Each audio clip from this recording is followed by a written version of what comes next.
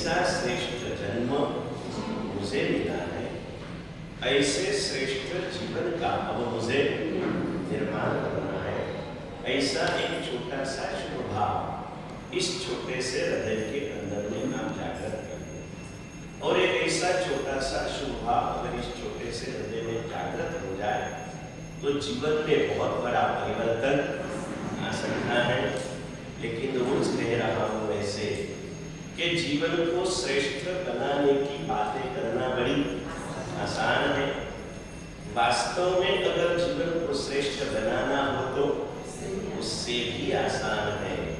लेकिन अब मुझे मेरे जीवन को श्रेष्ठ बनाना ही है, ऐसा कर संकल्प करना बहुत मुश्किल है। और संकल्प रहित साधना यानी नींव बिना की इमारत जो दिखने में सुंदर हो सकती है, रहने में निश्चित रूप से जोखिम होती है। ताकि संकल्प अगर जो किया जाए तो संकल्प के बल से जानवर भी जीवन बन जाता है। अद्भुत शक्ति इस संकल्प में होती है। इधर नजर के सामने क्यों बैठे? इधर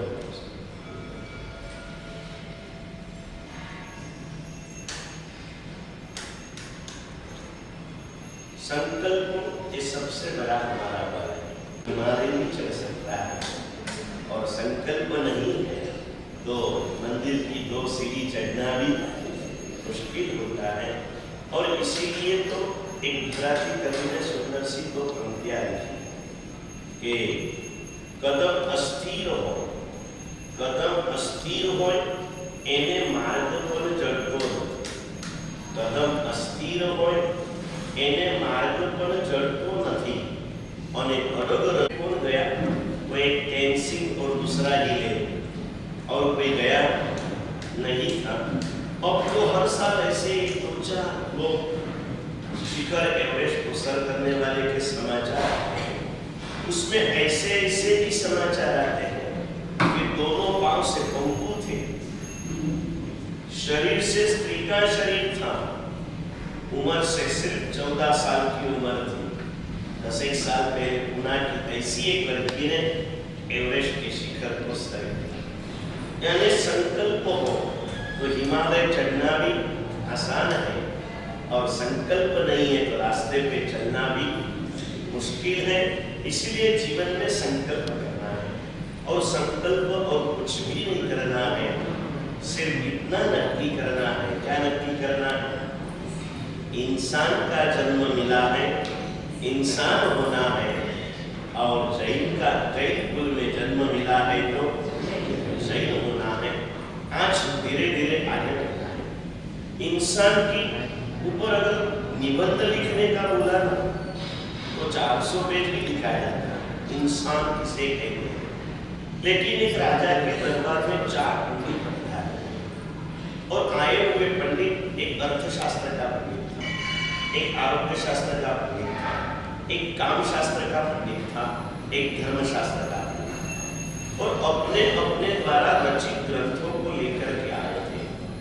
उस समय के अंदर में पंडितों की पूजा राजा के द्वारा होती थी, और पंडिताई विद्वान लोगों के लिए सुभाषित सूत्रकारों ने लिखा है कि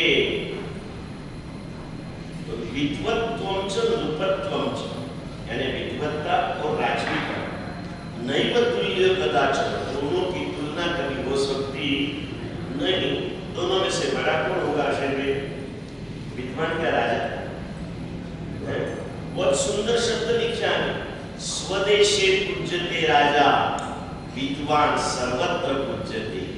राजा की पूजा स्वदेश में होती है, विद्वान जहाँ जाता है वहाँ मान सम्मान पूज्यता को प्राप्त करता है। और वो समय था, वहाँ धनवानों की इतनी इज्जत नहीं थी जितनी गुणवानों की थी। आज इज्जत किसकी बढ़ गई है? बढ़ गई नहीं, लेकिन दिखावा उसका हो गया। बाकी आज भी धनवानों की कोई कीमत नहीं। पूज्य गुरुदेव रामचंद्र श्री महाराज की सभा में एक श्रावक में आवेश में आके सवाल किया कि महाराज साहब, संसार में तो पैसा वाला बोलबाला है, તમારે ત્યાં પણ બધું એવું જ છે, બધા પૈસાવાળાને આગળ બેસાડો છો અને બીજા બધાને પાછળ બેસાડો છો। तब रामचंद्र श्री महाराज ने बहुत अच्छा जवाब दिया था कि भाई आकड़ा तो नहीं, अहिया संगમાં પૈસાવાળાનું બહુમાન નથી થતું, પૈસાનો ત્યાગ કરે ને એનું બહુમાન। બહુમાન किसका आनंद है? तेरे पास 10 करोड़ है लेकिन तू 10 रुपया इधर नहीं देता तो कोई तुझे जाया पे खड़ा करके बुलाता नहीं है। और तूने एक 10,000 की भी गोली ले ली ना तो यहाँ तुम्हारा नाम 4 बार जाहिर किया जाता है, अपने नाम पर तालियां बजाई जाती है, अनुमोदना अनुमोदना अनुमोदना बारंबार कहा जाता है।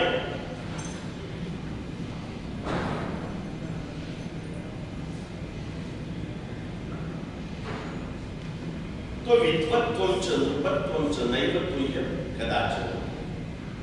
विद्वत्ता और नृपति का राजा का कभी तुलना नहीं हो सकती। राजा के दरबार में 4 पंडित आए। कौन से 4 पंडित बोलिए जल्दी? अर्थशास्त्र, कामशास्त्र, धर्मशास्त्र और आरोग्य शास्त्र। और उन्होंने कहा कि राजन, हम लोगों ने अपने अपने विषय पर 1-1 लाख श्लोक प्रमाण साहित्य का सर्जन करके ग्रंथ बनाया है, आप इसे देखिए तो हमें खुशी होगी। राजा ने बहुत तारीफ कर दी लेकिन कह दिया कि भाई तुम्हारी विद्वत्ता का मैं बहुमान करता हूँ लेकिन इतना पढ़ने का मेरे पास समय नहीं है। आप एक काम कीजिए, ये 1 लाख श्लोकों में आप जो कुछ कहना चाहते हो ना उसे कोई भी रूप से ग्रहण करके 1000 श्लोक में लेके आए। 1 लाख श्लोक में जो कहना है उसे कितने टाइम में कहना? 1000 श्लोक में, यानी 100वां भाग हो गया। चारों पंडित चले गए, 1 महीने की मुदत दे दी थी। 1 महीने के बाद में चारों पंडित फिर से आए। 1,000 श्लोक जो लाख श्लोक में कहना चाहते थे वो कितने श्लोक में कह दिया? 1,000 श्लोक में लेके आए।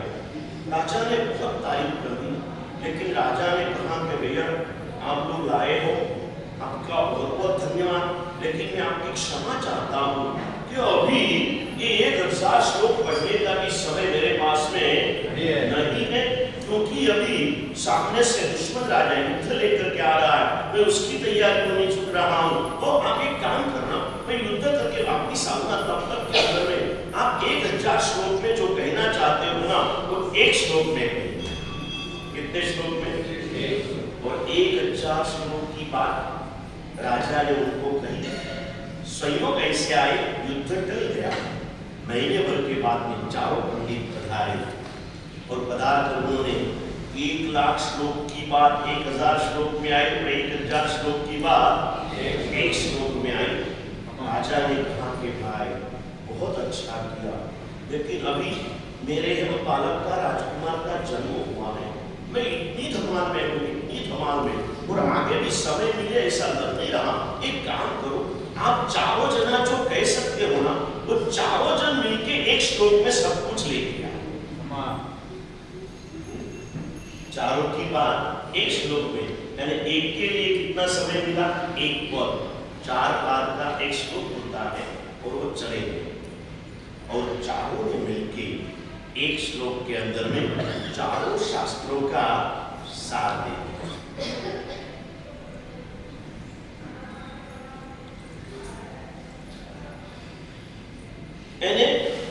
हम जब स्कूल में पढ़ते थे ना उस समय भी ऐसे अलग-अलग चैप्टर आते थे। मुद्द्यावरून गोष्ट लिहा, पॉइंट्स दिए जाते थे, उस पर से स्टोरी लिखनी थी। दूसरा एक क्वेश्चन आता था, एक पूरा निबंध लिखा हुआ रहता था, उसका 1/3 सारांश लिखिए। हमारी बुद्धि को कसने के लिए पहले से ऐसे कोई ना कोई नए स्वरूप को अपनाया जाता है। जब जरूर पड़े तो विस्तार को संक्षेप भी करते आना चाहिए और जरूर रही तो संक्षेप का विस्तार भी करते आना चाहिए। ये बुद्धि की कुशलता होती है। ऐसी बौद्धिक कुशलता की बातें हम चलती रहती है। बात में क्या कर रहा था, इंसान के ऊपर अगर आपको कहा जाए कि भाई एक निबंध लिख के दे दो और जो अधिक से अधिक लिखेगा उसको गोल्ड मेडल मिलेगा, ऐसा कहा जाए तो एक विद्वान के हाथ में अगर इंसान को निबंध लिखने के लिए दिया जाए, वो कितने पेज लिख सकता है? कितने पेज लिख सकता है? मैं बंदा जी कितना पेज लगी शकाय मानव ऊपर 400 पेज, 500 पेज, 1000 पेज, 2000 पेज सब कुछ लिखा जाता है। एक बार ऐसा ही हुआ, स्कूल के अंदर में बात नहीं थी और एक थोड़े बड़े कॉलेज स्टूडेंट थे, उसमें से एक चैप्टर दे दिया कि शिवाजी के विषय के ऊपर निबंध लिख के लेके आओ और एक अधिक से अधिक लिखने का था। सब लोग कोई 4 पेज, कोई 2 पेज, कोई 6 पेज लिख के लाए। एक स्टूडेंट था, वो 400 पेज की नोटबुक पूरी भर के 400 पेज की नोट। सर तो देख के ही खुश हो गए। सर ने पहला पन्ना खोला, उसमें लिखा था, सीधा स्टार्ट किया था, शिवाजी घोड़ियावर चढ़ गए। स्टार्टिंग कहां से दिया? जन्म बिनम कुछ नहीं, सीधे कहां पे चढ़ा दिया? हम लोग भी कभी आपको कहां चढ़ा देते? शिवाजी घोड़ियावर चढ़ ले। आगे देखा तो पूरी नोटबुक खाली थी। सर के ये क्या है? बोले तुम पन्ने घुमाते रहो, आएगा आएगा आएगा। 400 पन्ने घुमाए, आखिरी पन्ने पर नीचे लिखा था शिवाजी घोड़ियावरून 400 पेज का। सर ने पूछा बीच में क्या किया? बोले कुछ नहीं, तबड़क तबड़क तबड़क तबड़क तबड़क तबड़क घोड़ा दौड़ते रहा और आखिर शिवाजी नीचे। अगर हमारे जीवन पर निबंध लिखना हो तो क्या लिखा जाएगा? 15 ऑगस्टच्या दिवशी जन्म झाला आणि 16 ऑगस्टच्या दिवशी मृत्यू झाला। साल बदलली, बाकी काय फरक झाला? मधी काय केलं? तबडक तबडक तबडक तबडक तबडक। सकाळी उठलो, टॉयलेटला गेलो, तिथून निघून बाथरूम मध्ये गेलो, तिथून निघून दुकानात गेलो, दुकानात जाऊन दिवसभर काय केलं? बस वही ले लो। अच्छी क्वालिटी है, कितना भी समझाने की कोशिश करो, सामने वाला समझे न समझे, नसीब की बात रहती है। दिन भर की दिनचर्या फिक्स है, दिन भर की दिनचर्या फिक्स है। एक बार मैंने एक युवा को पूछा, प्रवचन में क्यों नहीं आता? बोले मारा साहब पहले 10 साल तक बहुत प्रवचन सुने। मैंने बोला आप क्यों नहीं आता? बोले कुछ नहीं देखा, जितने भी प्रवचन होते हैं ना, कुछ नहीं, सब एक सरका होता है, रोज रोज वो क्या सुनना। मैंने बोला ठीक है, घर पे खाना कितने साल से खाता है? बोले 25 साल से। मैंने बोला रोज क्या पलटता रहता है? माँ क्या पूछती? रोटी, दाल, चावल, सब्जी, सब्जियां भी कितनी? 10-15 सब्जियां पलटती रहती, इससे ज्यादा होता नहीं। रोटी की जगह परोठा बनता है, बनता है, इससे ज्यादा कुछ नहीं। वो क्यों हो रही? फर्क कितना पड़ा? पहले माँ पूछती थी, अब तेरी वाइफ पूछती है कि कितनी दो। माँ कहती थी ले ले, पत्नी क्या पूछती है? हाँ कितनी दो, बस इतना फर्क पड़ा, बाकी कोई चीज। तो मैंने बोला क्यों खाना खाता है? वही बात सुनते हो ना, दुकान में जाते हो, आपके और ग्राहक के बातों में जब तेरे दादाजी थे नहीं, उस टाइम में जो बातें चलती वही आज चलती है, जो दुकान में जाते हो। आखिर बातों तो वही होती है, उस बातों में से कितना रस लेना, कितना कस लेना, ये हमारे पर निर्भर करता है। हमें कुछ ना कुछ प्राप्ति करना है।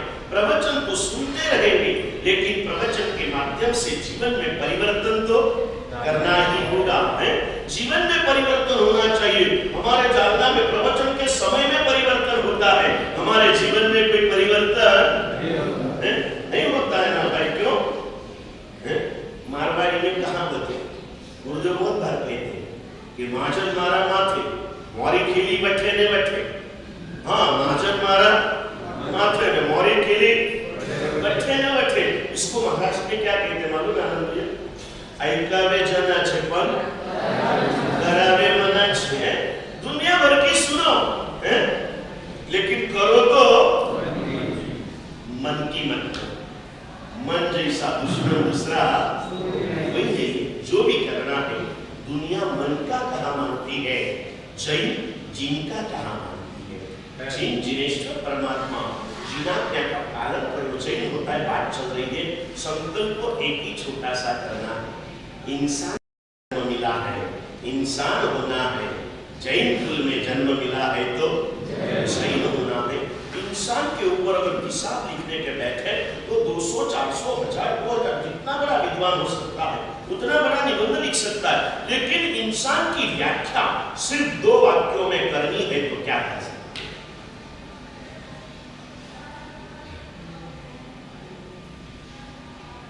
दो वाक्यों की भी जरूरत नहीं है।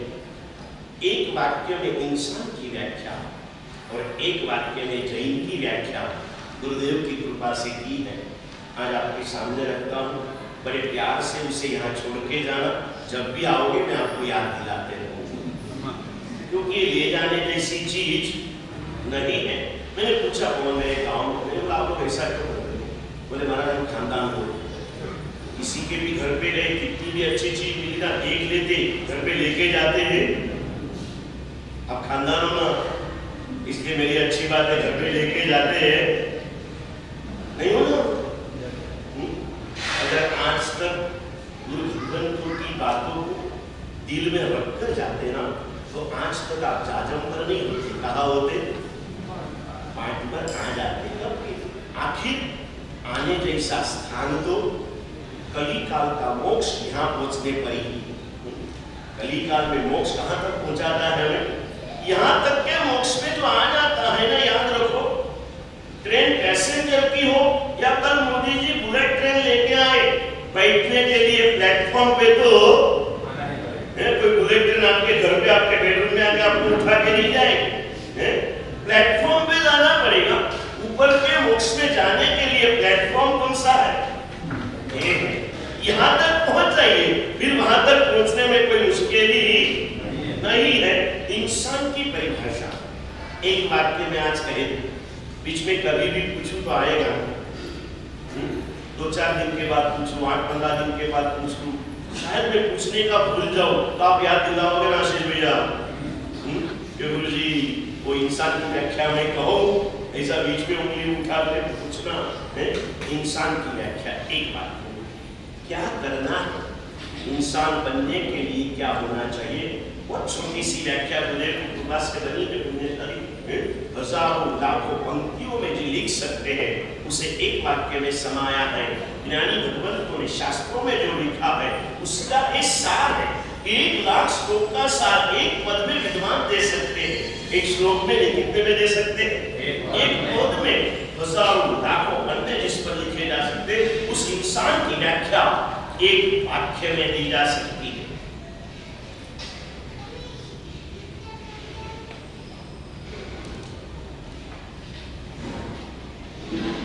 इंसान को एक छोटी सी पहली आपकी समझी हुई भाषा में लिखता हूं।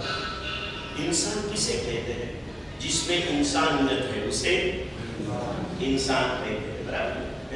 हम 27-28 साल के पहले बाबल के अंदर में दिन चला, मानीभद्र जी का तीर्थ बाबल, वहाँ पर पद्मपद स्वामी भगवान के दिन चला और सब प्रतिष्ठा का कार्यक्रम। उस महोत्सव में गुरुदेव के साथ हम लोग भी थे और उस समय के अंदर में जयंत राय नाम के संगीतकार जो अभी अभी स्वर्गवासी हुए, जिन्होंने नौकार मंत्र के भाष्य जाप को विश्व स्तर के ऊपर पहुंचाया।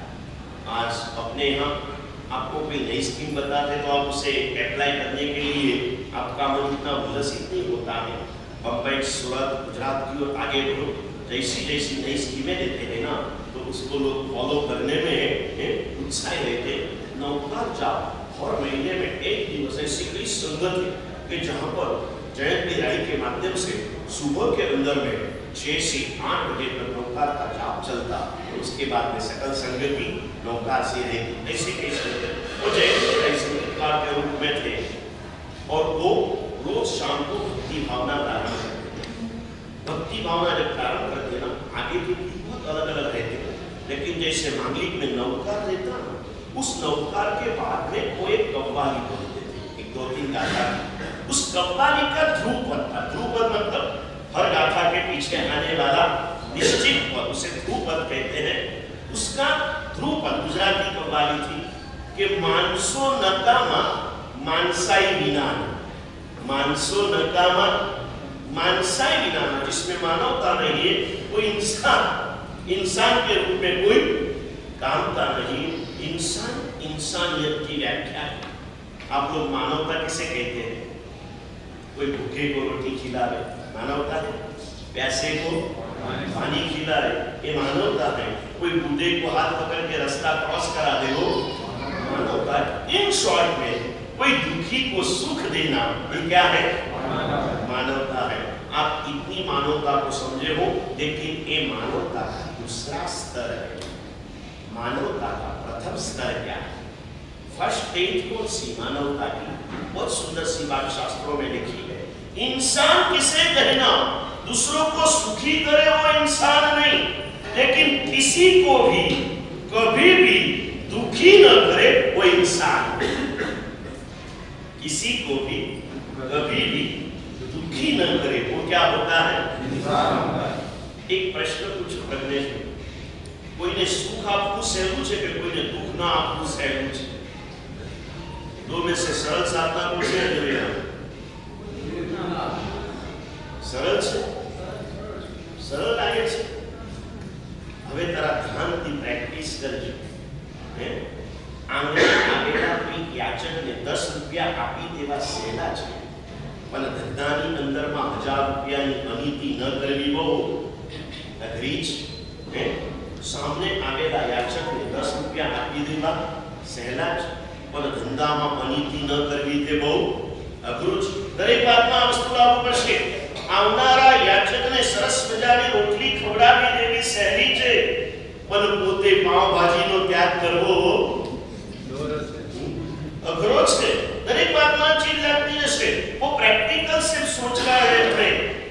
दूसरों को सुख देना आसान है, किसी को भी दुख न देना मुश्किल है। ऐसे लोग मैंने देखे कौन भैया, माँ बाप के नाम से शिवाजी पुतले के पास में पानी की परत खुलाने के लिए 1.25 लाख रुपए का डोनेशन दे देते, और उस पानी की परत का जिस दिन उद्घाटन होता है, घर में बूढ़ी माँ बीमार बेड के ऊपर पड़ी है, और वो जब निकल रहा है, घर में दूसरा कोई नहीं है, माँ ने आवाज दी बेटा 1 गिलास पानी पिला देना।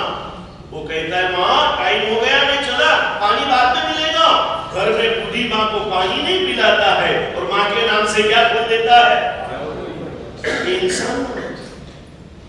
इंसान बाहर में जाके स्टेज के ऊपर खड़े रह के माइक हाथ में लेके प्यार के ऊपर 1 घंटा बात करना बहुत आसान चीज है, लेकिन घर में रहे 4 व्यक्ति के साथ प्यार से जीना बहुत मुश्किल है। प्यार की बातें करना आसान है, किसी को सुख देना बड़ा आसान है, किसी को भी दुख नहीं देना ये बड़ा मुश्किल। और क्या कहूं, जिनसे हम ज्यादा नजदीकी रखते हैं ना, उनको ही हम अधिक दुखी करते हैं, उनको ही हम क्या करते हैं? अधिक। इंसान की एक वाक्य की व्याख्या हृदय तक में नक्की करो कि मैं कभी किसी को दुखी करूंगा, और 24 घंटा अभ्यास करो। किसी को दुख न देना कितना मुश्किल है आपको मालूम पड़ेगा। पुण्यशाली एक आदमी को मैंने कहा आपके सामने आकर के खड़ा रहा, दुकान के सामने आकर और कुछ मांग लिया, 10 रुपया 20 रुपया देना आसान है, लेकिन अचानक 2 जन आपके दुकान के सामने से जा रहे थे, और कोई आदमी चक्कर आकर के गिर गया। आपका कोई परिचय नहीं है, दिखने में भी बेचारे गरीब सामान्य दिखते हैं, और उन्होंने देखा कि बाजू में सुपारी वालों की दुकान है। उन्होंने कहा सेठ जी 2 मिनट के लिए आपकी एक गाड़ी दे दोगे, मैं इसको लेकर के जरा हॉस्पिटल ले जाऊं, ये बेहोश होकर के गिर गया है, दे दोगे ना? और उसके पहले आसपास में 2-4 ऐसे अनुभव आपने सुने हुए कि गाड़ी ऐसी मांग के ले गई, वापिस दोगे या नहीं दोगे?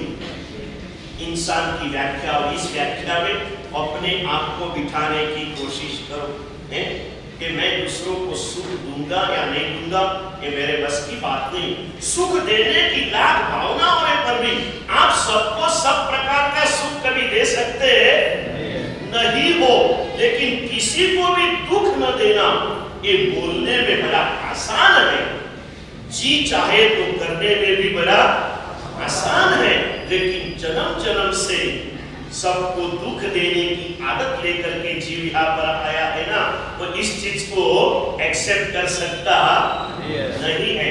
कल दर्शित थोड़ा जल्दी बोला, बोलने की उसकी शुरुआत है ना, ख्याल ना है बनी हुई घटना कहता हूँ। मेरी बातें आपको याद नहीं रहेगी तो दर्शित की क्या याद रहेगी?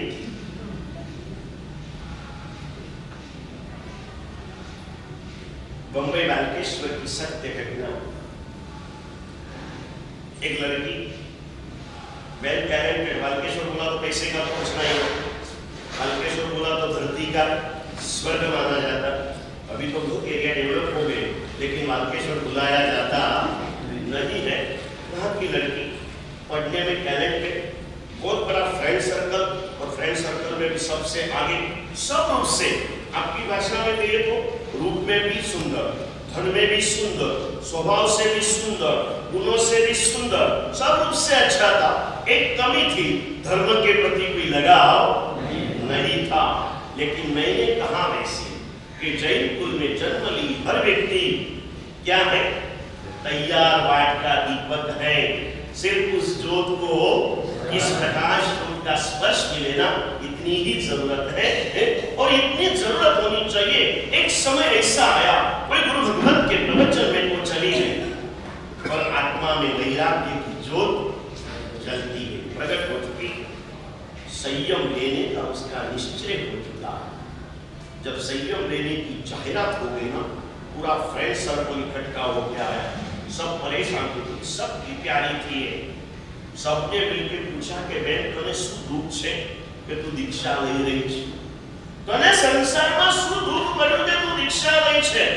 हमने दीक्षा क्यों लिया होगा?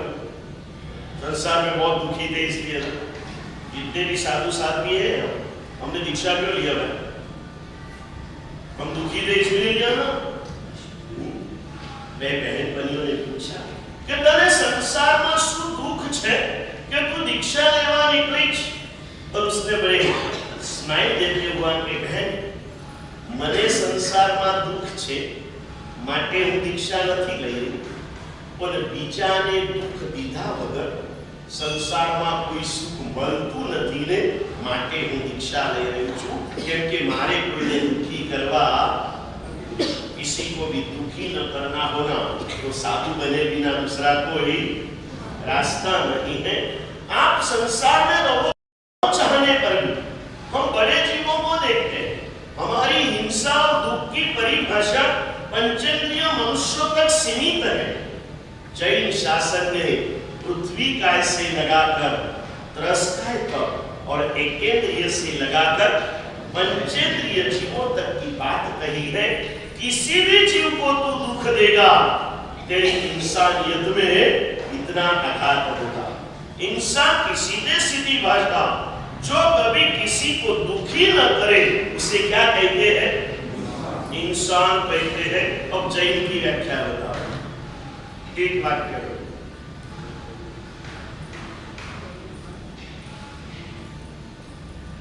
जैन की व्याख्या क्या करोगे शांतिलाल जी? बोलो ना चंडालिया जी, जैन किसे कहते हैं? मैं बताऊं, याद रहे तो रखना, बहुत सुंदर एक वाक्य में जैन की परिभाषा, जो कभी किसी को दुखी न करे उसे इंसान कहते हैं, और जो कभी अपने आप को पापी न बनावे उसे जैन कहते हैं।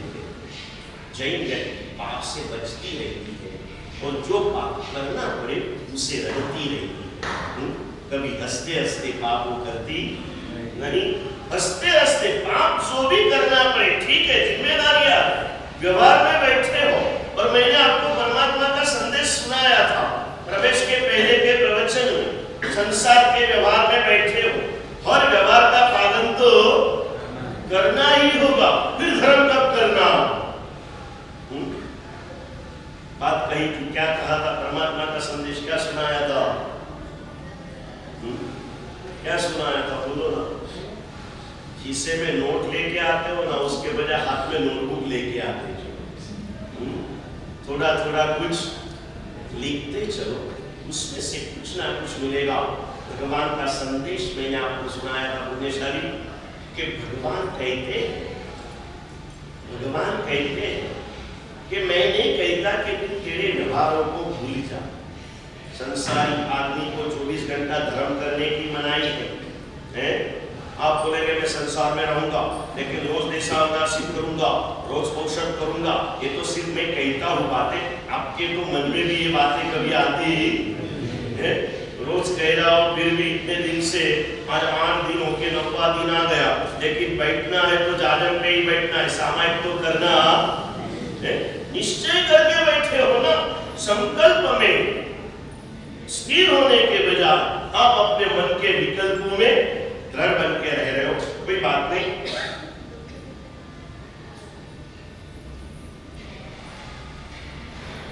संसारी आदमी अपने व्यवहारों का पालन तो करना पड़ेगा। भगवान कहते हैं कि मैं कभी ये नहीं कहता तू तेरे व्यवहारों को भूल जा, लेकिन मैं इतना जरूर कहता हूं कि तेरे हर व्यवहार में तू मुझे कभी भूलना, खाने की छूट मुझे याद करके, कमाने की छूट मुझे याद करके, मॉर्निंग वॉक करने की छूट मुझे, इन दोनों में फर्क क्या हो रहा है?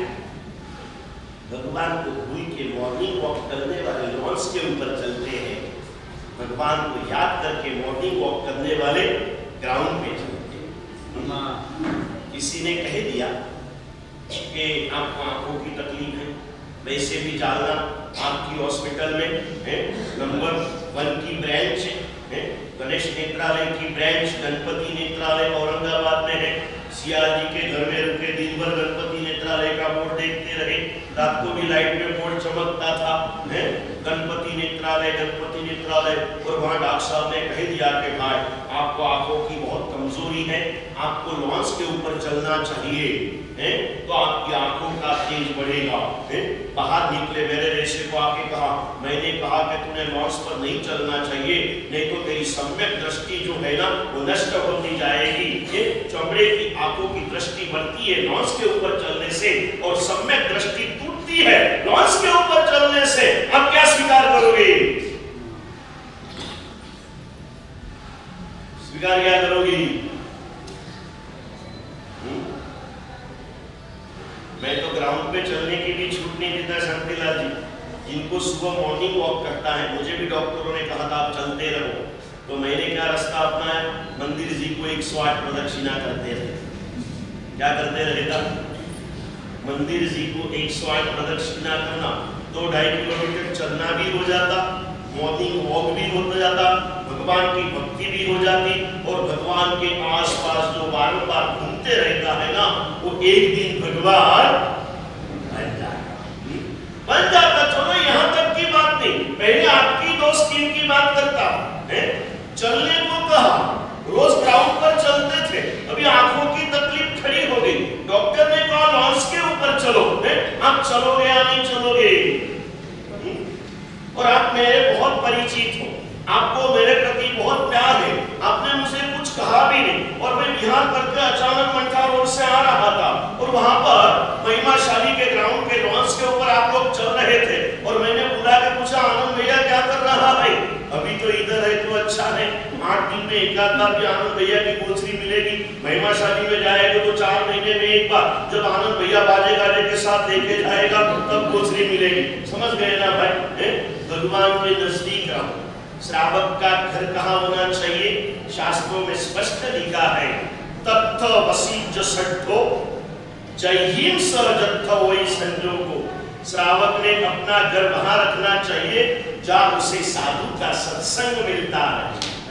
भगवान के पास तो 5 किलोमीटर दूरी से भी आ सकते, कभी कभार महाराज साहब को 12 महीने में एक आध बार आप अपने घर भी ले जा सकते हो, लेकिन रोज का सुपात्र दान जो बड़ी सड़क वालों को मिलता है, वो छोटे गली में मिलता है।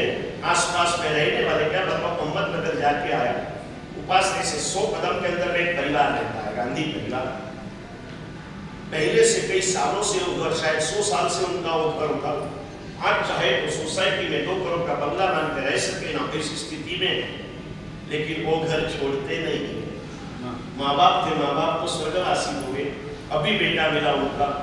मैंने अनुभव कर, एक गुरुदेव आशीर्वाद आप दो, मम्मी की इच्छा आती कि બધું છોડ દો પણ આ ઘર ના છોડતા, કેમ કે અહીંયા જે સુપાત્રદાન મળે છે એનાથી જ આપણી 7 પેઢી સુખી થઈ છે।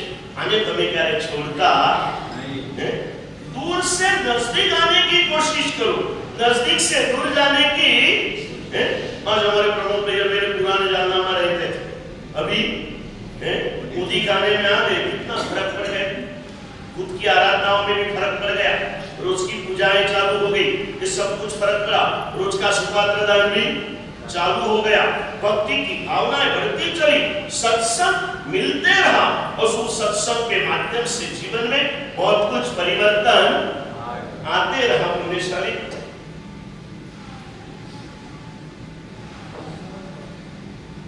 आपने आजीवन जमीन कर त्याग का पचखान लिया। एक बार इस नसों के अंदर में कुछ भर गया, थोड़ा सा पेन हो गया, डॉक्टर के पास गए, एंजियोग्राफी करा ली। डॉक्टर ने कह दिया कि 2 नलियां ब्लॉक है और थोड़ा कुछ एंजियोप्लास्टी वगैरह किया, 1-2 स्कैन लिखा दिए, आपके इसमें स्कैन बैठ गए और डॉक्टर भी अपने स्थान पर बराबर स्कैन हो गया, क्योंकि उसका गल्ला भी भर गया।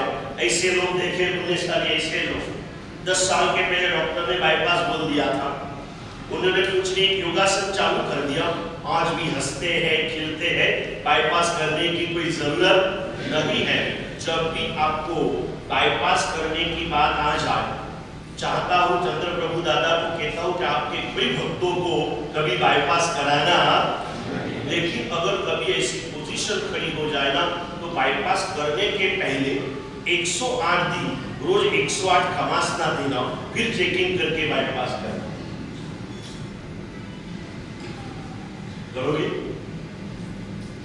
करोगे? 108 दिन रोज 108 खमासना हो, पूरा ब्लॉकेज खुल जाएगा, कहीं ऑपरेशन कराने की जरूरत नहीं पड़ेगी। लेकिन ये फैशन बन गई, बड़े लोगों की फैशन है, कोई कहने के लिए भी बाईपास कराते हैं। थोड़ा सा दुखावा हुआ, डॉक्टर ने कह दिया स्कैन बिठाए चलेगा, नहीं डॉक्टर साहब करा दो ना, बाईपास करा दो, जो होगा वो होगा। फिर बाईपास कराने के लिए अभी सुनी बात, 2-4 महीने पहले की बात है, मुंबई के डॉक्टर भट्टाचार्य का नाम 20 सालों से चालू था, अभी उन्होंने बाईपास कराना बंद कर दिया है ना। अपना सभी करीब 80 इयर्स के नजदीक वो पहुंच चुके हैं, नहीं कराते हैं, लेकिन लोग आते जाते रहते हैं। तो उन्होंने अपनी फीस इतनी बढ़ा दी कि कोई फीस सुन के ही क्या हो जाए कि मना कर दे। उन्होंने अपनी फीस 15 लाख रुपया, अभी 2-3 महीने पहले की बात है, किया गया। डॉक्टर ने मना किया कि नहीं माना, डॉक्टर ने कहा भाई 15 लाख लगे, पूरे 17 लाख लगे, तो आपके हाथ से ही करूंगा। डॉक्टर ने बोला इतना क्या, अभी तो नए नए बहुत सारे डॉक्टर्स तैयार हो चुके हैं, इतना आग्रह क्यों? वो डॉक्टर साहब आपको मालूम नहीं रहता, हम जिस सोसाइटी में रहते ना, वहां जब कहेंगे ना कि भट्टाचार्य ने ऑपरेशन किया है, ये भी हमारा प्रेस्टीज पॉइंट है।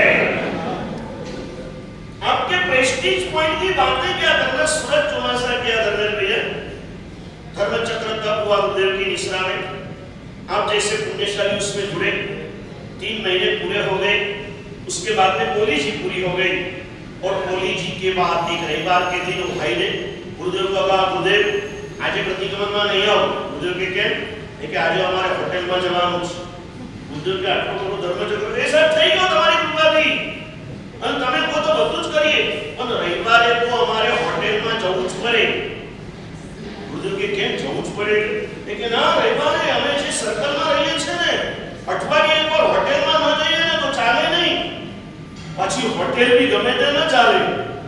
દરેક ગામની હોટેલ કેવી હોય, ફિક્સ હોય કે હોટેલમાં જવાનો પણ પ્રેસ્ટીજ પોઈન્ટ હોય, એટલે કે ગુરુદેવ સામાન્ય હોટેલમાં ના જઈએ, એ હોટેલમાં જઈએ, જે ચીજ બીજી હોટેલમાં 200 રૂપિયામાં મળતી હોય ને, એ ચીજ અહીંયા 500 રૂપિયામાં મળે, પણ મારે જવું તો કે એ પણ એક प्रेस्टीज।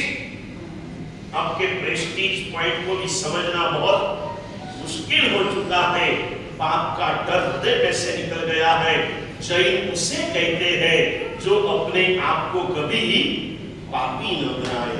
और जमीन जिंदगी भर के लिए जमीन का त्याग का पचखान लिया, थोड़ा सा बाईपास हो गया या तो अभी डॉक्टरों ने एंजियोप्लास्टी करके थोड़ा सा रिलैक्स दे दिया आपको, और बोले ध्यान रखना थोड़ा सा खून पतला होना चाहिए, और इसीलिए आप रोज थोड़ा थोड़ा लहसुन खाते चलो। खाओगे कि नहीं खाओगे? खाओगे कि नहीं खाओगे? खाएंगे ना, क्यों?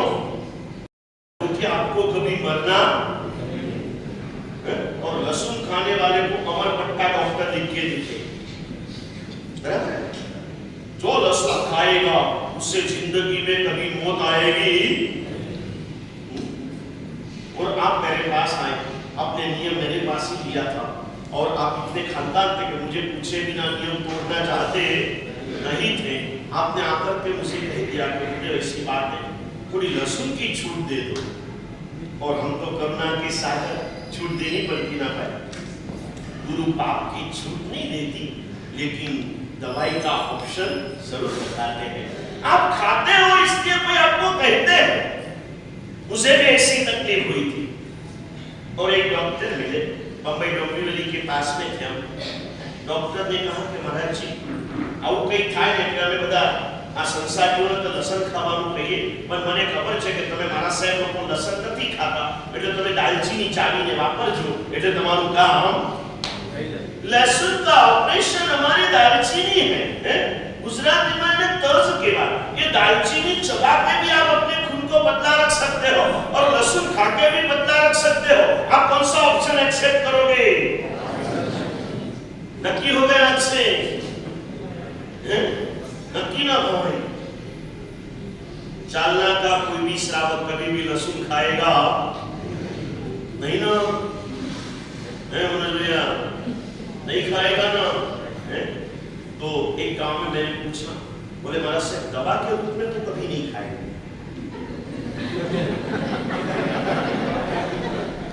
मैंने बोला कब?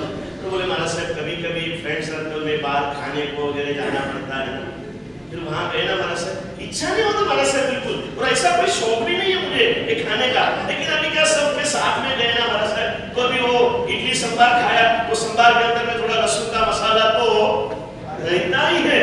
मैंने मन से कहा तेरे बाहर के होटल के संभार में लहसुन का मसाला कहाँ रहेगा? आज हमारे घरों में से मोजरी आती है ना, है? आप मसाला प्योर लाते हो, लेकिन उसमें भी लहसुन की बास कई बार आती है। वोमिटिंग हो जाए ऐसा होता है। पहले घर में मसाले बनते थे, अब सब चीज कहां से आने लगी? और आपने बिना लहसुन का मसाला लाया है, लेकिन वो मसाला जिस कंपनी में बनाना, ऐसी घटना होती है दरवेश भैया, सुनने की बात है। तपोवन में पढ़ा हुआ एक स्टूडेंट उनके पापा के साथ स्विट्जरलैंड घूमने के लिए गया, और वहां पर स्विट्जरलैंड चॉकलेट का पियर कौन है? स्विट्जरलैंड। वहां पर चॉकलेट की एक कंपनी में सब रिसर्च करने के लिए, देखने के लिए, सब देख के आने के बाद उसके पापा, वहां पर दो प्रकार की चॉकलेट थी, वेज और नॉन वेज। तो जो वेज चॉकलेट थी वो खरीद करने के लिए 11-12 साल का लड़का, तपोवन के संस्कार क्या काम करते देखना। उसने कहा पापा एक मिनट रुकिए, मत कीजिए बेटा, वेज है, मैंने कहा था भाई मैंने एक मिनट रुकिए, मुझे उनको पूछना है क्या क्या होता, कहा हम कैसे ठगे जाते हैं, इस बात का थोड़ा ख्याल रखना है बुद्धिशाली। उसने कहा, और उस आदमी को पूछा है प्योर वेज है? बोले हाँ प्योर वेज। तो बोले आप कैसे बनाते हो? तो बोले इस मशीन के अंदर में जब नॉनवेज चॉकलेट बनाते हैं ना, तो पूरा नॉनवेज का जत्था बाहर निकलने के बाद में फिर हम वेज का माल अंदर डालते हैं। 12 साल का लड़का, उसने अगला सवाल किया, बोले जब नॉनवेज का पूरा माल बाहर निकलने के बाद में आप उस मशीन को धोते हो या डायरेक्ट ही डालते?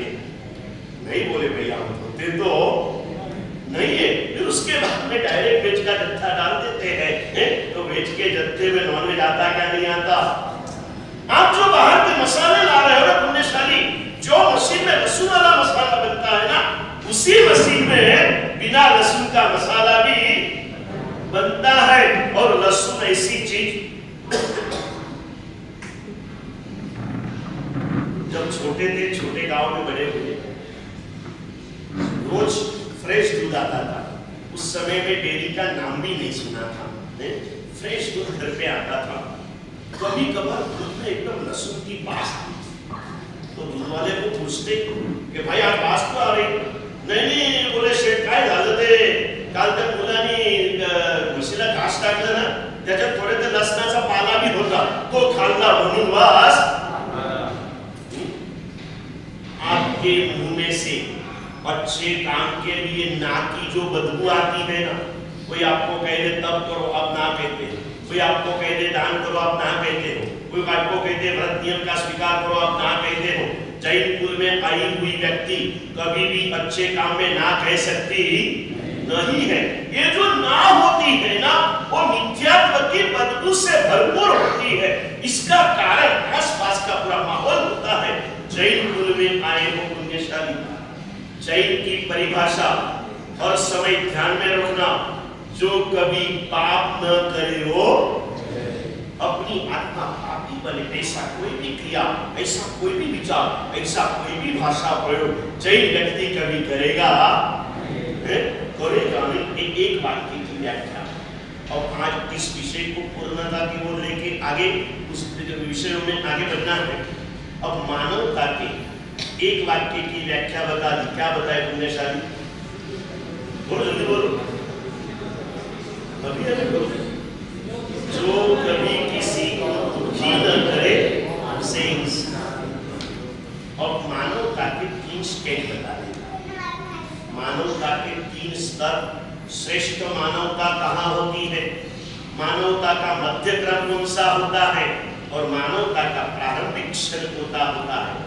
प्राइमरी स्कूल में जाते हो, फिर माध्यमिक स्कूल में जाते हो, फिर उच्च माध्यमिक स्कूल में जाते हो, तब कई डिग्री मिलती है ना। इंसान की डिग्री पाने के लिए प्राइमरी स्टेज है, मैं कभी किसी को दुखी करूंगा। Stage number 2। दूसरा स्टेज क्या होना चाहिए बनने? किसी को सुखी करो नहीं। पहला स्टेज जो कभी किसी को दुखी न करे वो इंसान होता है। स्टेज नंबर 2, दुखियों के दुख को देखकर जिसके दिल में दर्द होता है वो इंसान। दुखियों के दुख को देखकर जिसके दिल में दर्द होता है वो क्या होता है? इस कक्षा में आप होना, कोई भी दुखियों को देखकर आपके दिल में दर्द होता है ना पुण्यशाली, है? निश्चित रूप से सोच लेना। कितने समाचार इस बार टीवी पर देखे। पहले साल के एकदम कड़क लॉकडाउन के अंदर में रोज कितनी शमशान यात्राएं देखी। कई बार न्यूज के ऊपर देखा कि श्मशान यात्रा में आए हुए मृत बॉडियों की लाइन लगी है, शमशान में जगह नहीं है, और ये देखते हुए भी अपन ने चाय पीते पीते उस न्यूज को देखा। चाय का कभी ठंडे चाय का घूंट भी हमने लिया नहीं, गर्मा गर्म चाय पीते पीते इसे देखा। जिसके घर में घटना घटी थी उसके दिल का दर्द क्या होगा, इसका कभी हमने सोच किया नहीं। दुखियों के दुख को देखकर जिसके दिल में दर्द होता है वो इंसान होता है। इंसान की व्याख्या नंबर 2। 1 नंबर की व्याख्या फिर से बोलो। जो कभी किसी को दुखी न करे वो इंसान होता है। नंबर 2, दुखियों के दुख को देखकर जिसके दिल में दर्द होता है वो दुखी होता है, वो इंसान होता है। स्टेज नंबर 3 ये सर्वोच्च कक्षा है कि अपनी शक्ति के अनुसार दूसरों के दुख को दूर करने की जो कोशिश करे वो इंसान। आप जिसे इंसान मानते हो ना, इंसानियत, वो तीसरे नंबर की है, हाई स्टेज की इंसानियत है। लेकिन पहली के बिना दूसरी में जा नहीं सकते, प्राइमरी के बिना माध्यमिक में जा नहीं सकते ना। वैसे एक बार सबको सुखी करते रहो और एक बार नजदीक को दुखी करते रहो। बनी हुई सत्य घटना कहता हूं आपके सामने। एक गांव में से एक सेठ जी ने, राजस्थानी मारवाड़ी गोलवारी सेठ जी थे, उन्होंने अपनी तरफ से 2000 लोगों के लिए शिखर जी यात्रा का आयोजन किया। आजू बाजू में रिश्तेदारों में समाज में घर घर पे जाकर के पत्रिका देकर के सबके नाम लिखे। किसी ने मना किया तो आग्रह करके भी उसको नक्की किया। 2000 आदमी की पूरी स्पेशल ट्रेन का आयोजन इस पार्टी ने किया। उसके बाजू में उसके बड़े भैया रहते थे, आर्थिक स्थिति बड़ी कमजोर थी। इस 2000 आदमी में उसने उस भैया को आमंत्रित किया। ये यात्रा सफल बनेगी। अगली बात और भी सुनो। बड़े भैया सोचते थे कि जाना कैसे, आखिर 2 दिन बाकी थे ना, तब बड़े भैया ने जाकर के सामने से जाके छोटे भाई को कहा, भाई मुझे नहीं लगता कि मेरी जिंदगी में कभी शिखर जी जा रहा हूँ, जा पाऊंगा। तू 2000 को लेके जाया तो हम दोनों को लेके जाओ। स्वीकार तो नहीं किया, तिरस्कार करके घर से निकाल। बड़े भाई घर पे जाके बहुत रोए। तिरस्कार किया इसलिए नहीं हुए कि जिंदगी में शिखर जी भेटना नहीं होगा, इस भाव से इस आदमी की यात्रा, इस आदमी का सुकृत उसे पुण्य कभी दे नहीं सकते। मैं कहता हूँ पुण्यशाली मटके को आखा रखने के लिए, अखंड रखने के लिए अखंड रखना पड़ता है। उस मटकी को में से पानी गिराने के लिए एक छोटा सा होल गिरा दो, जो नीचे भी नहीं, वो पूरा छोटा सा होल उस पूरे पानी को बाहर निकाल देता है। आपके लाखों करोड़ों के सुकृत एक याचक को निराश करके भेजने के पाप के माध्यम से खत्म हो जाते हैं। क्या करना चाहते? मुझे रत्न सुंदर महाराज ने लिखा है पुस्तक में कि 10 लाख रुपया दान करવું સહેલું છે, પણ કોઈ મુશ્કેલીમાં આવેલા 10,000 નું દેવું માફ કરવું બહુ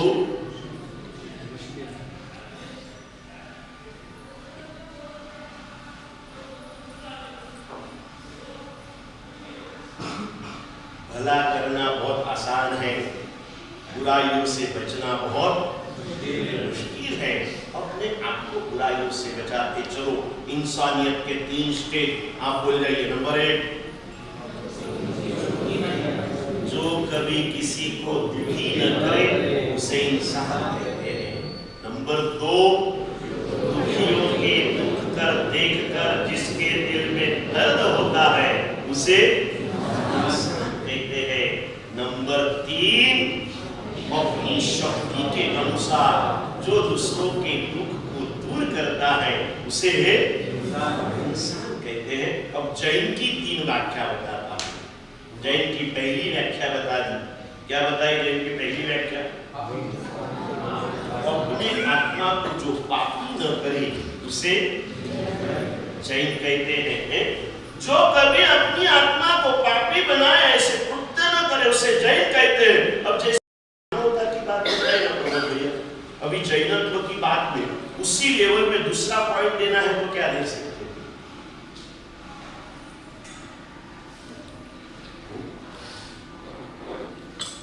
देखो पुराण ग्रंथों में लिखा है कि ब्रह्मा जी को किसी ने पूछा कि आपने सारी सृष्टि का सर्जन किया, उसमें सबसे टॉप क्या है? और ब्रह्मा जी ने कहा कि इंसान का दिमाग है मेरा सबसे श्रेष्ठ सर्जन है। इंसान का दिमाग इससे श्रेष्ठ कोई सर्जन नहीं है। भगवान ने इस मकान में इसे स्ट्रॉन्ग रूम बना के दिया था, हमने इसे बाथरूम बना दिया। बस गलत बातों के लिए हमारा दिमाग दौड़ता रहता है, गलतियां करने के लिए हमारा दिमाग दौड़ता रहता है। अच्छे विचारों का संग्रह करने की क्षमता ये दिमाग खो बैठा है। क्या करेंगे इसको? अच्छी भी गाड़ी जब चलती नहीं ना तो लोग भंगार के अंदर में भेज देते हैं। ये न हो कि इस गाड़ी को कई कर्म सत्ता भंगार के भाव में उठा के लेके जा। ये दिमाग कभी विचार हो। मैंने इंसान की 3 परिभाषाएं बताई। क्या क्या बताई फिर से? जो कभी भूल न करे, जो कभी किसी को दुखी न करे उसे इंसान कहते हैं। उसके सामने मैंने जैन की परिभाषा बताई, जो कभी अपने आत्मा को पापी न करे उसे जैन कहते हैं।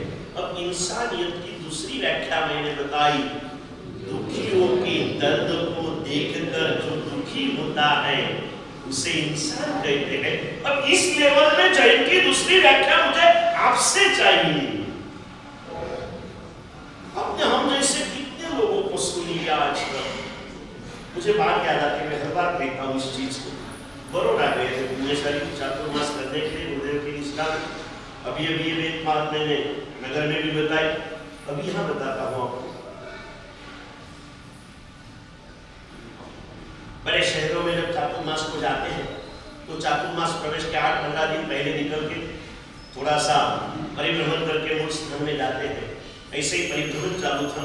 एक दिन श्री सोसाइटी के अंदर में हम लोग एक ही दिन का कार्यक्रम था, छोटा सोसाइटी छोटा सा संघ था, उस हिसाब से सब एडजस्टमेंट किया था। एक दिन के लिए रुके, व्याख्यान होने के बाद में संघ ने विनती की, गुरुदेव अजी एक आध दिवस तो आओ।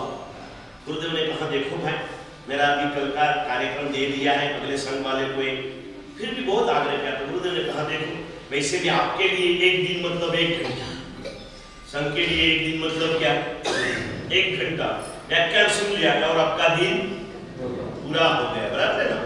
तो गुरुदेव ने તમારી બહુ ભાવના હોય તમારા શિષ્યને યાર રાખી જવું છું, એ કાલે તમને વ્યાખ્યાન આપીને પછી મને ભેગો થઈ જશે। 1-1 કિલોમીટર પર સંઘ રહેते होगा। तो संघ ने मान्य किया। दूसरे दिन का प्रवचन जाहिर हुआ। पहले दिन का गुरुदेव का प्रवचन एकदम हिट गया था। तो दूसरे दिन मैं तो उस समय 8 से 15 साल छोटा था, मेरे प्रवचन में कोई आए ना आए, कभी प्रवचनकार के अपना नाम भी नहीं था, कुछ नहीं था, लेकिन वो कहते हैं ना कि बाप की गुंजिल बेटे को काम आती है। वो सुना ना आपने कि जिनकी प्रतिमा इतनी सुंदर वो कितना, उसकी सोसाइटी वालों ने सोचा जिनके गुरु का व्याख्यान इतना सुंदर है तो उनके चेले का भी अच्छा ही होगा। और दूसरे दिन व्याख्यान के लिए मैं रुक गया, साथ में एक साधु को रोका, बाकी सब साधु आगे चले गए। व्याख्यान के समय के पहले 9 बजे व्याख्यान का समय था।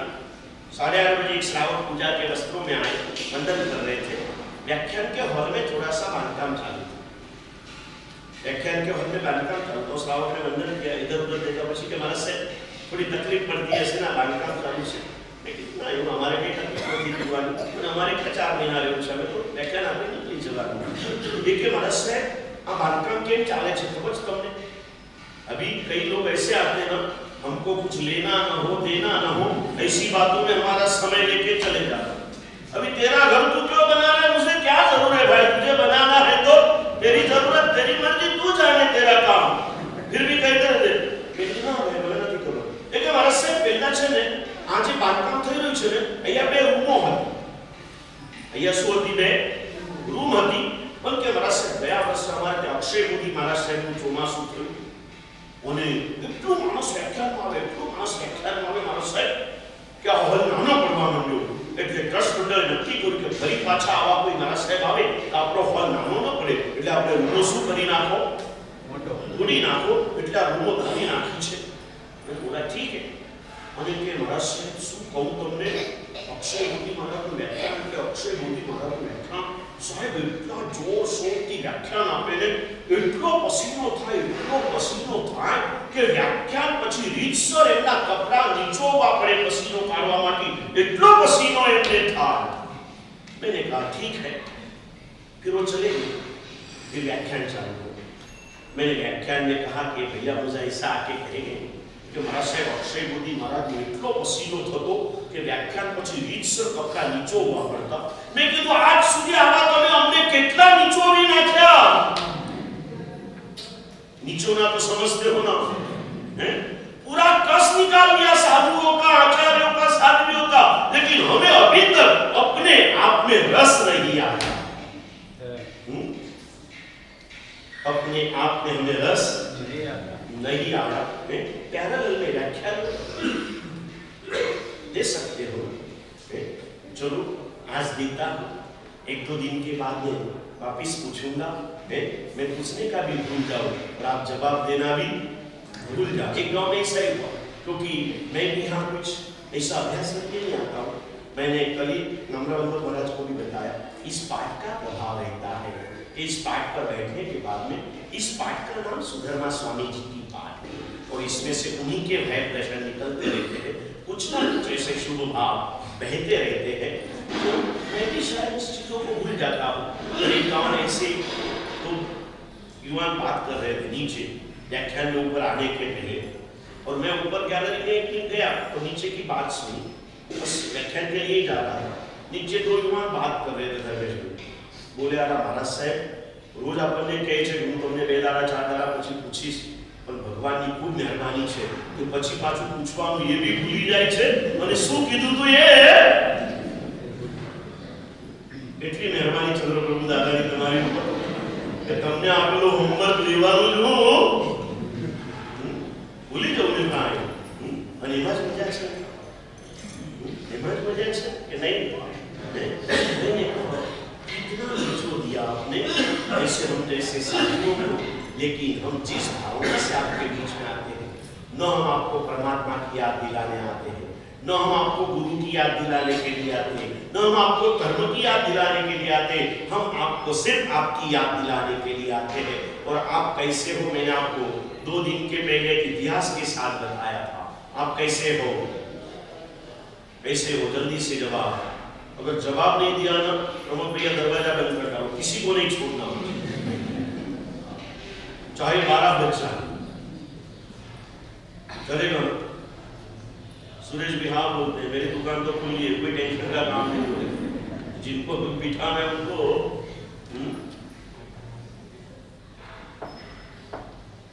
जो कभी किसी को दुखी न करे उसे इंसान कहते हैं। उसके सामने जैन की व्याख्या बताई, जो कभी अपनी आत्मा को पापी न करे उसे जैन कहते हैं। इंसानियत स्टेज नंबर 2, दुखियों के दुख देखकर जिसके दिल में दर्द होता है उसे इंसान कहते हैं। जीवन में जो पाप करने पड़े, उस पाप करते समय जिसकी आत्मा दुखी होती है उसे जैन कहते हैं। जैन पहला नंबर में पाप करे છે અને કરવું પડે તો એ પાપમાં પોતે દુખી થયા વગર। दूसरी व्याख्या, अब तीसरी व्याख्या क्या इंसानियत की? अपनी शक्ति के अनुसार दुखियों के दुखों को दूर करने की कोशिश करे उसे इंसान कहते हैं। इसके पैरेलल में जैन की तीसरी व्याख्या, जल्दी बताओ। पाप करने ही पड़े तो उसका प्रायश्चित अपने आत्मनिरीक्षण कर, जिस पाप अपने जीवन में जरूरी नहीं है उस पापों को छोड़ने के लिए जो प्रयास करता है उसे, या दूसरे के दुखों को दूर करना है या अपने पापों को दूर करने की कोशिश करना है। बातें याद रहेगी दोनों बातें। चलो फिर से एक बार रिवीजन। इंसान की 3 व्याख्या, जल्दी बोलो। जो कभी किसी को दुखी न करे उसे इंसान कहते हैं। नंबर 2, दुखियों के दुख को देखकर जिसके दिल में दर्द होता है उसे इंसान कहते हैं।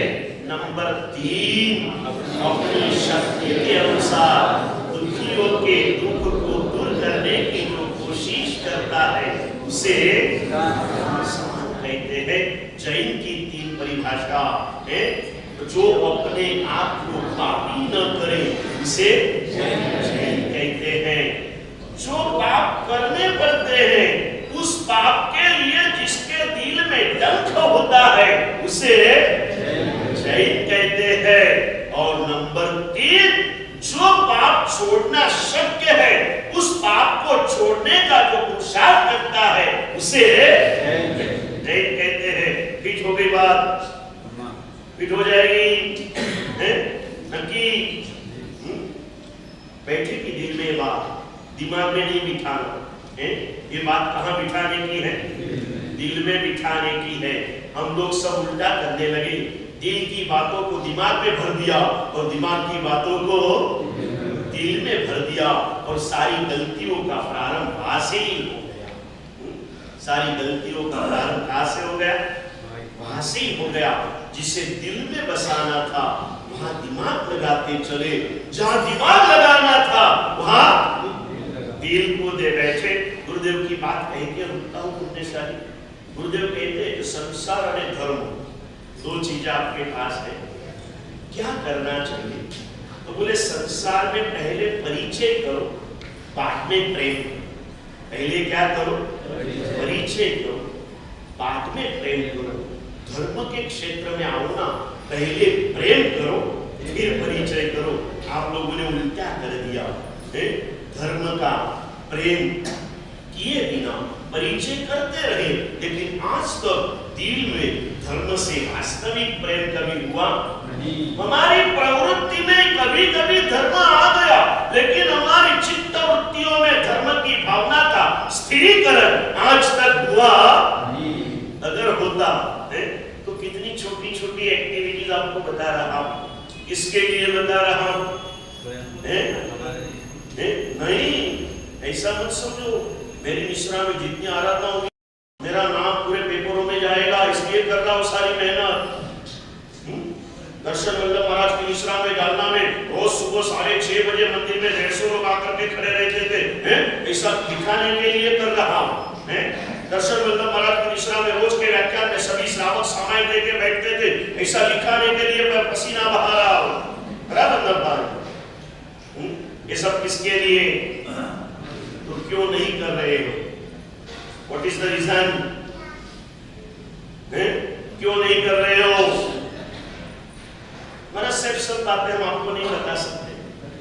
हमारी मुश्किलियां हमें मालूम है, तेरी मुश्किलियां तुझे मालूम है, लेकिन तेरी मुश्किलियां दूर करने का रास्ता मुझे मालूम है। और इसीलिए बता रहा हूं, आओ, तेरे धंधे में तुझे बरकत नहीं, तेरे शरीर में सभी प्रकार के रोग मेहमान बन के आकर के बैठे हैं, और वो भी कैसे?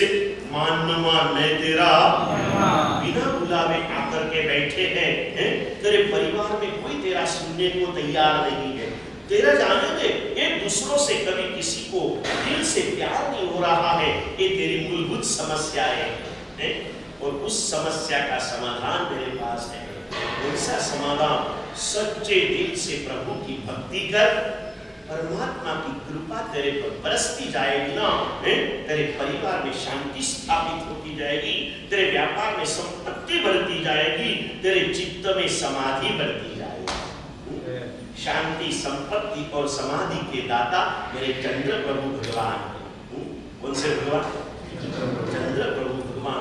मुझे मन में ऐसा था, कल मैं कहने वाला था, लेकिन मैंने कहा देखते तो सही कि बिना कहे ये लोग याद करते कि नहीं करते थे, चलो रोज तो नहीं आते। मैंने मन में कैसा सोचा था आनंदराज जी कि आज सोमवार है, चंद्र प्रभु दादा का वार है, तो चंद्र प्रभु दादा के भक्त कम से कम सोमवार के दिन तो गणपति के कोई भक्त को बुधवार के दिन गणपति याद नहीं कराना पड़ता। भगवान के मंदिर में नहीं आने वाले भी गणपति के मंदिर में बुधवार को चले जाते। भगवान के दत्त के भक्तों को गुरुवार कभी याद नहीं कराना पड़ता। संतोषी माता के सेवकों को शुक्रवार कभी याद नहीं कराना पड़ता।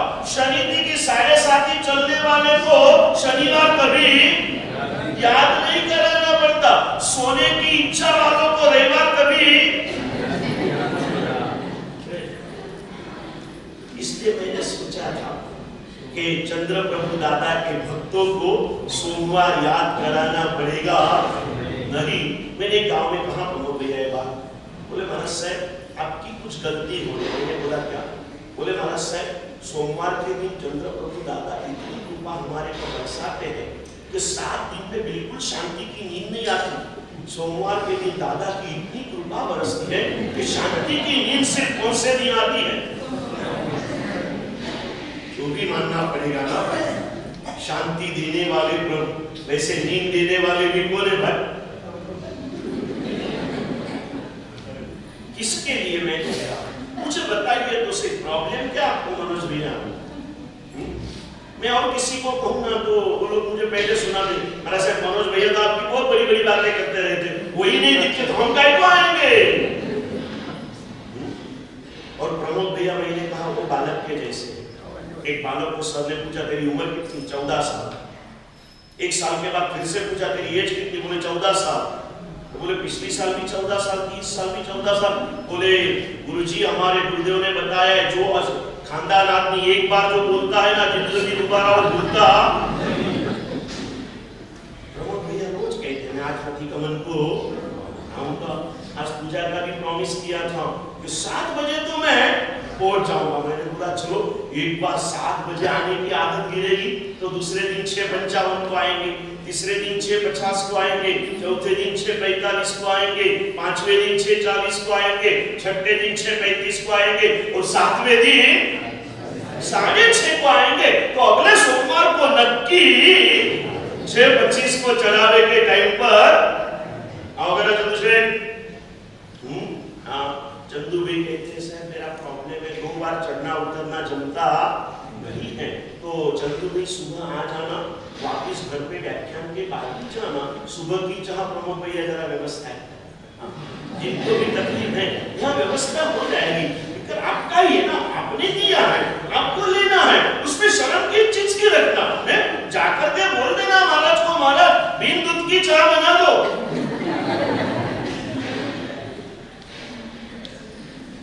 खर्चा दूध में आता है, पानी में क्या खर्चा? समझ गए कि नहीं? करो, आपके लिए है। ऐसे समय नहीं निकलता नितिन भैया।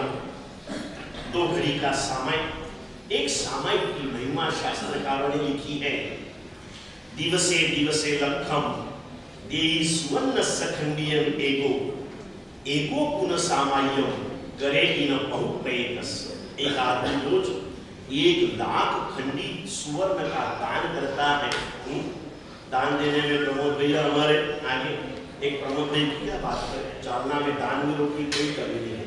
जालना का चातुर्मास का पहले दिन का फंड सुन के 400 लोगों की अनुमोदना आ रही है। शुरुआत करो छो, एक छोटा सा 35-40 लाख रुपया भेगा થઈ ગયા। मैं किधवा जालना छे, और जालना की जूनी कहावत है, जालना सोने का है। तब मैंने सुना था कि इसको सोने की बात होगी, लेकिन अभी मालूम पड़ा ये जालना तो सोने का। यानी यहाँ कितने भी साल बीतने दो, सब लोग पालने में ही सोते रहने वाले हैं, इससे बड़े होने वाले हैं।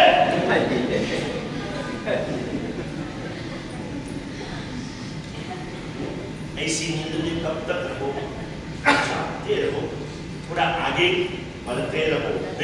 ये सुजन भैया भी आपकी उम्र के हैं ना, रोज समय लेके बैठ रहे हैं ना, आपको क्या तकलीफ? हाँ, तकलीफ हो तो बताना। कोई लोग ऐसे होते मैंने देखा, मारा साहब बहुत इच्छा थी, પણ શું કરું, પેલી પૂજા માટે રેશમી કપડાની જોડ કરું ને ખજવાળ બહુ આવે છે, એલર્જી છે, એલર્જી। ऐसे आपको सामान्य के कपड़ों की अगर एलर्जी है तो मेरा भी आग्रह, क्योंकि आप दुखी हो ऐसी तो भावना में रख सकता नहीं।